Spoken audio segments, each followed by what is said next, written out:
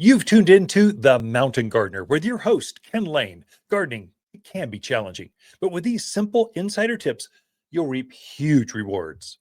Now, let's tune into today's Mountain Gardener with Ken and Lisa.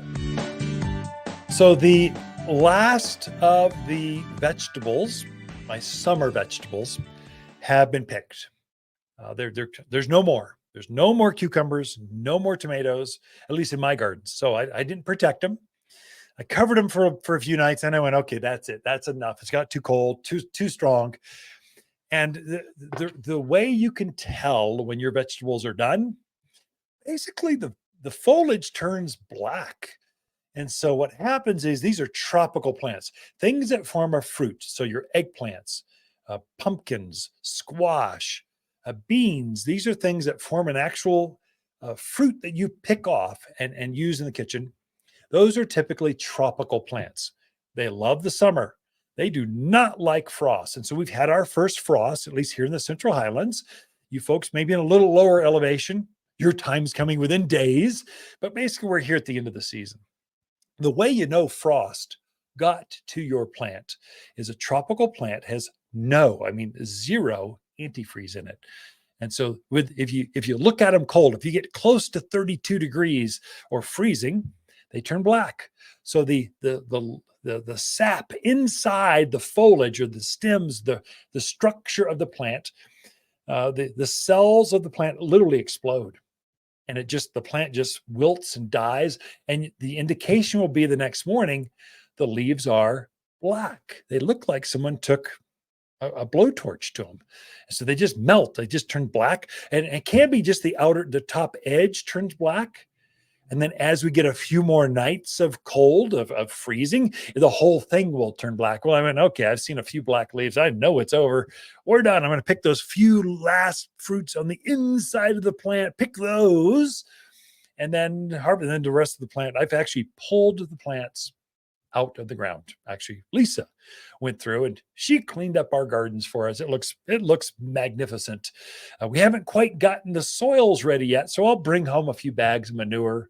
I'll spread that 2 to 3 inch layer over the entire garden area and let it just sit there and percolate all winter. Kind of let it go. And then next February, a couple months, 2-3 months from now, I'll go ahead and turn that in, get our soil, get the bone meal, get everything ready for planting of potatoes next March, for onions and garlics and lettuce and spinach. There's a whole series of cool season plants. So there's 2 seasons: warm season, tropical plants. These are tomatoes, things you pick the fruit off, cucumbers, eggplant. These are things you're picking the fruit. Those are summer plants almost always. Things you're picking the flower, the stems, the foliage. Those are winter plants. So those are lettuce, spinach, parsley, arugula. There's a whole series of them. If you're harvesting broccoli, you're eating the flower of that plant. Those are things that like the cold. They don't like summer. They bolt. They lose their flavor. They get bitter tasting. A sweeter cauliflower is picked when it's still chilly at night. So they like the cold. They've got a lot of antifreeze built into them. That's why they're so good at their antioxidants and that kind of thing. So they're very healthy for you. And you can plant those. I'd say you probably still plant some now and harvest by Christmas. So especially a little bit more mature plant. And so by March, I'm starting to plant all those things. So my potatoes go in the ground, root crops, radishes and carrots, they go in then. So I'm getting my soils opened up. I'm getting some organic matter back onto a 2 to 3 inch layer, let it sit there. And then in February, I'd say between February 1 and Valentine's, sometime in there, I'll put my fertilizers down, get them ready, organics. I'll put my bone meal in there. I'll get things just kind of ready to go. I'll turn that to 1 shovel's depth. Then it'll let it sit for a week or two. And by March 1, we are back into the full-on gardening season. By then, you've got daffodils blooming. Your winter jasmine are in full bloom. Your winter blooming camellias, they're in bloom by then. I mean, spring's on. So that's the beauty of this part of the country, of this part of the state, Arizona. we're 4 seasons, but it's super mild. So yeah, we'll take a little break here for 2, 3 months, and we're right back at it, which is kind of exciting as a gardener. Get to see things. Pansies, we're putting a lot of pansies in right now. Heuchera. These are winter blooming things. We're so mild. Yes, it's winter, but it's so mild. They bloom right through winter.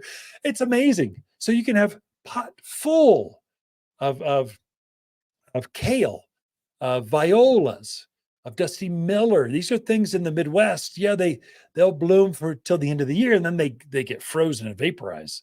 Not here. We don't do that. It's so easy here. It's so beautiful. Gardening is, if you hit the seasons right, gardening is very easy. If you try to garden against the season, against the environment, you're trying to put tomatoes in right now. That's what they're doing down in Phoenix. Not up here. It's too cold. Here we've had in our kales and our ornamental cabbages, our violas and pansies and lettuce. These are things that love being planted now. So work with the season, not against it. And if you see black foliage, just meant it got frosted. Pull them out, start over, get the soils ready for your gardens this year and next. For luxurious evergreens in the yard, look no further than Waters.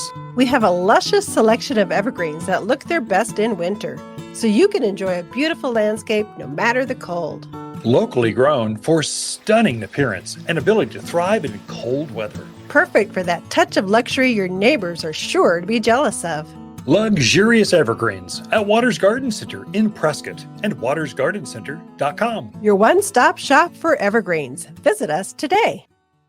For a more fruitful garden, increase success in the landscape that just feels better, then tune in daily to the Mountain Gardener podcast. Subscribe through your favorite podcast streamer or visit watersgardencenter.com. Better yet, visit me directly right here at Waters Garden Center. Thanks for tuning in.